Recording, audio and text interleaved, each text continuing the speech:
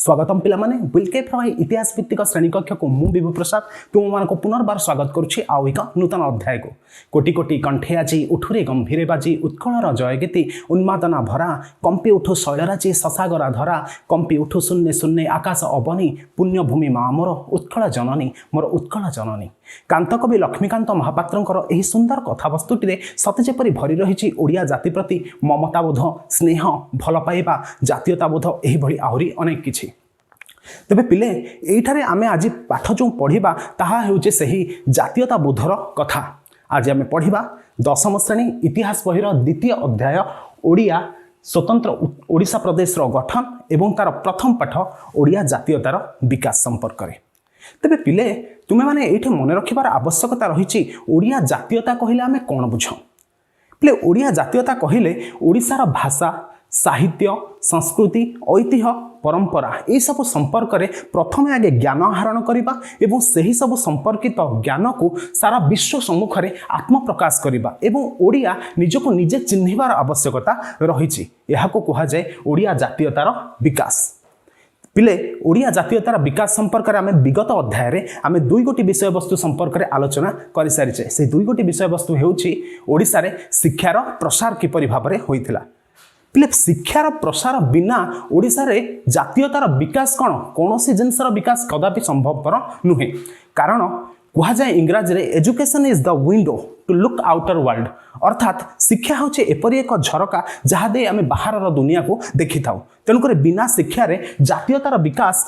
बा कौन से जिनसर विकास कदापि संभवपर नुहे। तेणु विगत क्लास रे आमे माने जानि सारिथिले शिक्षार प्रसार विषय रे एवं ओडिशा रे भाषा साहित्य एवं संवादपत्रर विकास किपरि भाबरे होइथिला। शिक्षार विकास भाषा साहित्य संवादपत्रर विकास एही दुई गोटी विषय वस्तु ओडिशार जातीयता को किपरि भाबरे विकासर एक अन्य एक स्तर रे पहुंचाइथिला से संपर्क रे जानिथिले। तेबे आज आमे आउ तीन गोटी विषय वस्तु संपर्क रे जानिबा एवं ओडिया जातीयतार विकास किपरि भाबरे आगो अग्रगति होइथिला से संपर्क रे संपूर्ण भाबरे आज आमे शेष करबा एही अध्यायटी को। तेबे चलो जानिबा पिले आजिकार मुख्य आलोच्य विषय वस्तु संपर्क में। तेबे प्रथमतः आम आलोचना करिबा ओडिशा रे विभिन्न अनुष्ठान गुड़िकर गठन संपर्क में एवं द्वितीयतः आलोचना करिबा धार्मिक नवजागरणर संपर्क में एवं तृतीय तथा अंतिम पर्याय रे आमे माने आलोचना करिबा इंग्रेज मानकर जनहितकर कार्य। ओडिशा रे इंग्रेज माने किपरि भाबरे कौन कौन सब जनहितकर कार्य करथिले से सब संपर्क रे आमे माने अवगत हेबा। चलो जानिबा ताहले प्रथम करी ओडिशा रे विभिन्न प्रकारर अनुष्ठानर गठन संपर्क में। ओडिशार ऐतिह्य संस्कृति एवं परंपरा ए सब संपर्क में अधिक अवगत हेबा निमंते ए सब जिनस को आमे पुणी थरे आलोचना पर्यालोचना करबा निमंते 1882 मसीह ओडिशार कुलवृद्ध मधुसूदन प्रचंड प्रयास फल उत्साह बल एवं तत्सहित ओडिशार कर्मवीर गौरीशंकर प्यारीमोहन आचार्य एवं ओडिशार घरे घरे परिचित आधुनिक जुगर कवितार प्राण प्रतिष्ठाता कविवर राधानाथ रायंकर प्रचेष्टार ओडिशार कटक ठारे उत्कल सभा गठित होइथिला। सतरे ए सभा शब्दटी जेतेबेले मन भितर को आसे ना संस्कृत एक कथाटी मन भीतर को आसे न सा सभा जत्र न सन्ति वृथा न ते वृथा जे न बदंती धर्मम अर्थात आमे ताकु सभा कहि परिबा नाही जेउठारे वृद्ध व्यक्ति नथिबे एवं ताकु वृद्ध मध्य कहिबा नाही जे वृद्ध व्यक्तिटी धर्म संपर्क रे कहे नाही। ए जो सभाटी गठित होइथिला ना ए सभाटी रे धर्म संपर्क रे ओडिशार दुष्ट असहाय निसहाय लोक मानकर संपर्क रे आलोचना होइथिला पर्यालोचना होइथिला एवं सेतिरो निर्जास बाहरुथिला एवं सेही निर्जास को समस्त जातीय कांग्रेस रे एवं इंग्रेज मानक सम्मुख में उपस्थापन करा जाउथिला जहार फलस्वरूप ओडिशा निजको आत्मप्रकाश करुथिला एवं ओडिशार जातीयता निश्चित भाव में आगको अग्रसर होउथिला एथिरे तिले मात्र संदेह नाही। तेणुकर ये सभार विकास हेबा एही सभा गठित हेबा निश्चित भाव में आम ओडिशार लोक मानक प्रति निश्चित भाव में यह एक प्रकार शुभ संकेत रहिथिला बोली आमे दुईरुक्ति एथिरे रहिबो नाही। पिले यही उत्कल सभा कटक ठारे गठित होइथिला सत्य यार परे परे आमे जदि लक्ष्य करिबा पिले बालेश्वर ठारे मध्य एक सभार गठन करा जाइथिला जहा हेउछि उत्कल भाषा उन्नति विधायिनी सभा।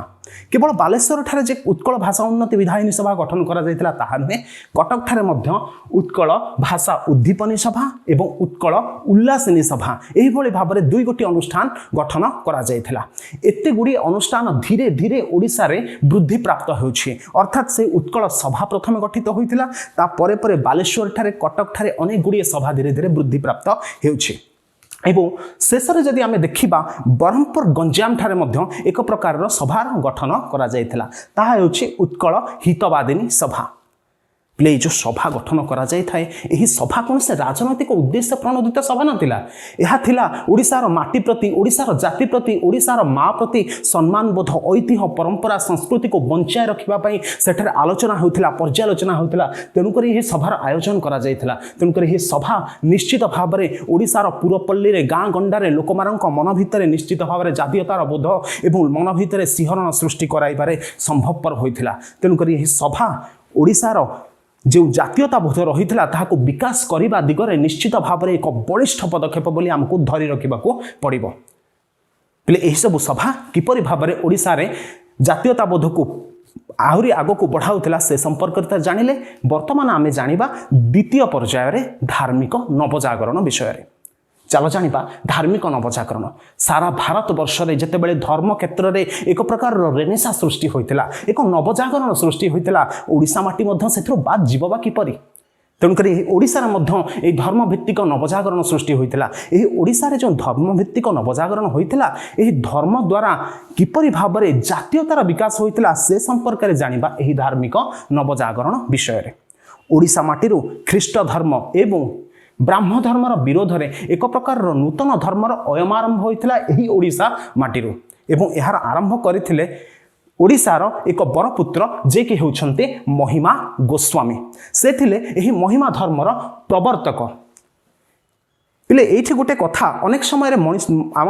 पिलामानक मन भीतर को आसी थाए जे महिमा धर्मर प्रवर्तक किए तेबे एहार प्रवर्तक होउछन्ते महिमा गोस्वामी जे कि महिमा धर्म को सत्य महिमा धर्म को सारा ओडिसा रे परिचित कराइथिले। तेबे एहाको आहुरी लोकलोचन को आनिबा एवं लोकमानक मध्यरे एहाको आदर कराइबा ए सबुर भूमिका तुलाइथिले ओडिसार अन्य जने प्रतिभावान कवि जे कि देखिबाको अंध थिले किंतु से कवि थिले से थिले अंध कवि किंतु तांकर ना होछि संथ कवि भीम भोई। संथ कवि भीम भोई सतरे अंध थिले किंतु तांकर जो कवितार रचना तांकर कवितार पंक्ति तांकर अनेक गुड़िए बही से सब गुड़िक ओडिसार पूर्वपल्ली रे जनमानस रे एही सत्य महिमा धर्म को प्रचारित करिथिला प्रसारित करिथिला जहार फलस्वरूप एते लोकंक भितरे जेतेबेले धार्मिक चेतना वृद्धि पाइबो जातीयता बोध निश्चित वृद्धि पाइबो एथिरे तिले मात्र संदेह नाही। पिले ए भीम भोईक संपर्क रे गोटे कथा सतरे आम ओडिया मानक मध्यरे जागरण सृष्टि करिबो एही ओडिया मानक अधिक उद्बुद्ध कराइबो काहेकि जानो यूनेस्को रे एकमात्र भीम भोईंकर गोटे मात्र कवितार पंक्ति स्थान पाइछि ताहा हेउछि प्राणीक आरत दुख अप्रमित देखु देखु केबा सहु मो जीवन पछे नरके पड़ी थाउ जगत उद्धार हेउ। तुमे माने कोठी ना कोठी केबे ना केबे निश्चित भाव में एही कथाटी बा एही पंक्तिटी शुणिथिबो निश्चित।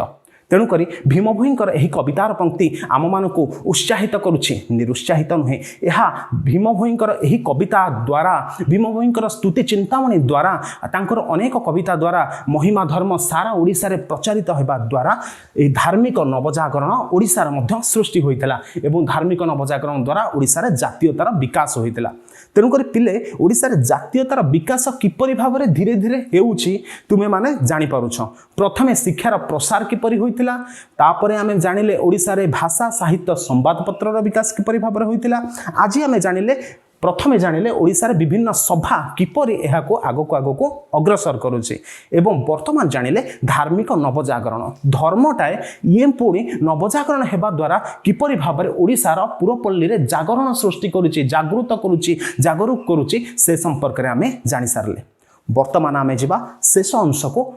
जो शेष अंशटी होछि इंग्रेज मानकर जनहितकर कार्य संपर्क रे। पिले सारा ओडिसा रे जेतेबेले नौक दुर्भिक्षर महामारी पड़ीथिला एही प्रकार परिस्थिति रे इंग्रेज माने मध्य एही नौक दुर्भिक्ष को अति निकटरू से माने लक्ष्य करथिले। एवं सेमानक मध्यरे निश्चित भाव में सहृदयतार बोध सृष्टि होइतिला जार फलस्वरूप इंग्रेज माने मध्य ओडिशा रे अनेक जनहितकर कार्य करथिले सेमानकर जनहितकर कार्य मध्यरे तत्कालीन कमिशनर जेतेबेले टी रेभेन्सा साहेब थिले से आली एवं बांकी ठारे नूतन बंधर निर्माण करथिले एवं केवल नूतन बंधर निर्माण करथिले ताहा नुहे से पुरातन बंधर मरामती कार्य मध्य कराइथिले एहा ओडिशावासी मानक प्रति निश्चित भाव में जनहितकर कार्य ना नहीं तेणुक कमिशनर आली और बांकी ठारे नूतन बंध निर्माण पुरातन बंधर मरामती यह सब कार्य इंग्रेज मान द्वारा जनहितकर कार्य एतत् व्यतीत ओडिशा एक भौगोलिक सीमा मध्य आबद्ध हो रही है वाणिज्यिक क्षेत्र में आहुरी समृद्ध करने आहुरी आग को बढ़ाई ओडिशा सह अन्य प्रदेश मानकर संजोग करा जायथिला पिचु रास्ता द्वारा जितेबाला ओडिशा को अन्य प्रदेश सहित संजोग करागला यह वाणिज्यिक संजोग रही जार फलस्वरूप ओडिशा एक भौगोलिक सीमारू बाहर को आसी ओडिशा आधुनिक सभ्यता सहित परिचित लाभ होइथिला तेणुकरी एथिरु जानि पारुथिबो जे ओडिशा धीरे धीरे एठारे जातीयता बोध वृद्धि पाउछि कारण व्यवसाय वाणिज्य हेले ताहा निश्चित भाव में निज मार निज माटीर निजर ऐतिह्य परंपरा संस्कृति ए सब को आमे बाहर को निश्चित भाव में नहीं पारिबा तेणुकरी इंग्रेज मानकर जनहितकर कार्य मध्य ओडिया जातीयतार विकास एक मुख्य भूमिका बा प्रमुख भूमिका तुलाइथिला एथिरे द्विरुक्ति नाही बेले एतत् व्यतीत लॉर्ड रिपन 1882 मसीह स्थानीय स्वायत्त शासन व्यवस्था करते स्थानीय स्वायत्त शासन कौन स्वायत्त शासन अर्थ होची स्व आयत्त शासन स्वायत्त शासन स्थानीय स्वायत्त शासन कहले पिले सही स्थानीय अंचल जनप्रतिनिधि माने एथिरे भाग नहीं सही अंचल समस्त अभाव असुविधा गुड़ी को जनमानस सामना को आणुथिले तेणुक यही प्रकार एक राजनैतिक खुशीर वातावरण चारिआडे खेली जाइथिला कारण एथिरे राजनैतिक बुद्धि निश्चित भाव में वृद्धि पाउथिला स्थानीय लोक माने एथिरे भाग नेबा द्वारा यही लॉर्ड रिपनकर स्थानीय स्वायत्त शासन व्यवस्था अत्यंत प्रशंसनीय थिला अत्यंत ग्रहणीय थिला कारण सही स्थान लोक माने निज अंचल सुविधा असुविधा को अन्य मानक सम्मुख को आनी पारुथिले तांको प्रशंसा देबा पाई तांको प्रशंसित करबा पाई कटक ठारे एक विराट साधारण सभार आयोजन करा जायथिला 1882 मसीहा जून मास 30 तारिख रे ए कटक ठारे विराट साधारण सभार आयोजन करा जायथिला केवल सही लॉर्ड रिपनकर एही प्रशंसा देबा पाई एतद् व्यतीत भारतीय जातीय कांग्रेस विभिन्न अधिवेशन रे ओडिशार नेतृस्थानीय व्यक्ति माने एथिरे स्थान पाउथिले जहार फलस्वरूप ओडिशार नेतृस्थानीय व्यक्ति जेतेबेले जातीय सभारे जातीय जेकोसी गोटे अनुष्ठान रे निज तरफरु निज अंचलर कथा को सेठारे उपस्थापन करुथिले ताहा ओडिया मानकर जातीयतार विकास हेउथिला बोली हमकु निश्चित भाव में कहि रखिबाको हेबो एतद् व्यतीत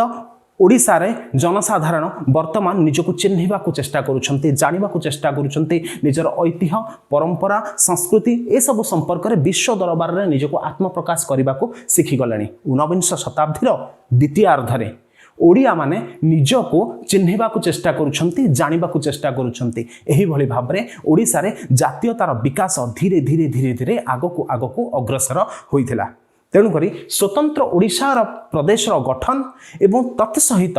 ओडिशा रे जातीयतार विकास यही सब विभिन्न विषय वस्तु सहित संपर्कित हो रही तेबे आजिकार आमर आलोच्य विषय वस्तु गुड़िक 3 गोटी रही से 3 गोटी आलोच्य विषय वस्तु होउछि ओडिशा रे विभिन्न अनुष्ठान गठन एवं द्वितीय रे होउछि धार्मिक नवजागरण एवं तृतीय रे होउछि इंग्रेज मानक द्वारा ओडिशा रे करा जायथिबा जनहितकर कार्य एही 3 गोटी विषय वस्तु सहित द्वितीय अध्याय स्वतंत्र ओडिशा प्रदेश गठन एवं तार प्रथम पाठ ओडिया जातीयतार विकास आजिकार एठी परिसमाप्ति घटुचे पुनर्बार देखा हेबो आउ एक नूतन अध्याय रे सेतेबेले पर्यंत रहुची धन्यवाद जय जगन्नाथ।